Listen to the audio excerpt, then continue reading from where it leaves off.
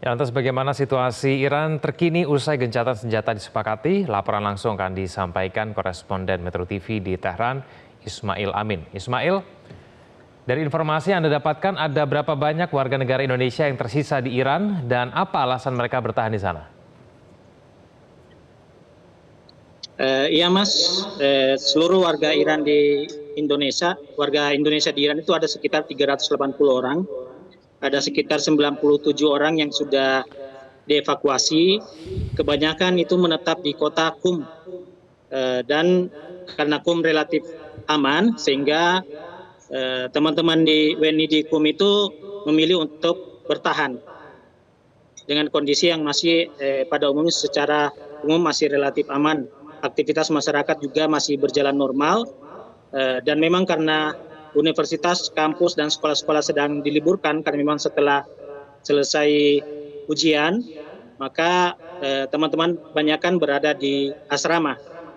Cuman saja ujian akhir nasional untuk masyarakat Iran dan ujian masuk universitas tinggi itu untuk sementara diundur. Namun dengan kondisi yang secara umum sudah mulai membaik, sudah diumumkan bahwa ujian nasional ini akan segera dilaksanakan.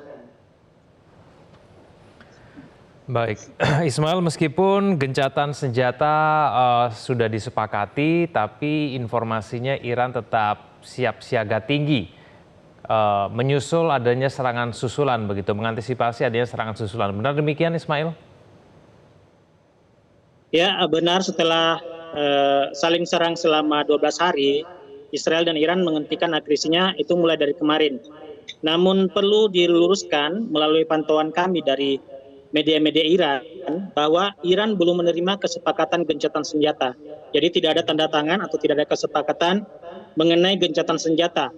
Sebab Iran belum membuat kesepakatan apapun dengan Israel. Yang ada adalah penghentian agresi, bahwa selama Israel tidak melanjutkan serangan, maka Iran juga tidak akan melakukan serangan.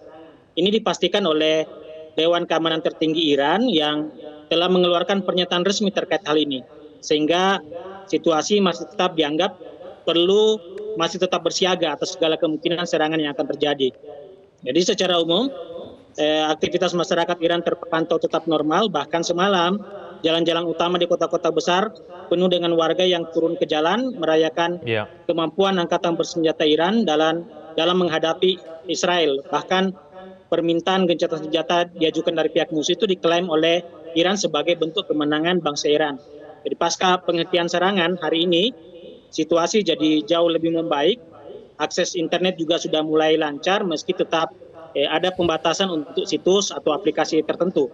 KBRI Tehran juga dalam hal ini masih tetap belum mencabut status siaga 1, sehingga terlepas dari membaiknya situasi, permintaan evakuasi dari warga akan tetap mendapat tanggapan dari pihak KBRI, dan jika jumlahnya dianggap signifikan, maka akan dilakukan evakuasi tahap kedua. Jadi pada tahap pertama telah diberangkatkan 97 WNI yang kesemuanya itu telah meninggalkan Iran. Di antaranya masih ada yang bertahan sementara di kota Baku di Azerbaijan.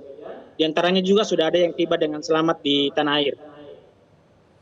Ya, Ismail, bagaimana dengan respon warga Iran soal Reza Pahlavi yang mendadak muncul dan percaya diri bisa merebut kepemimpinan dari Khamenei?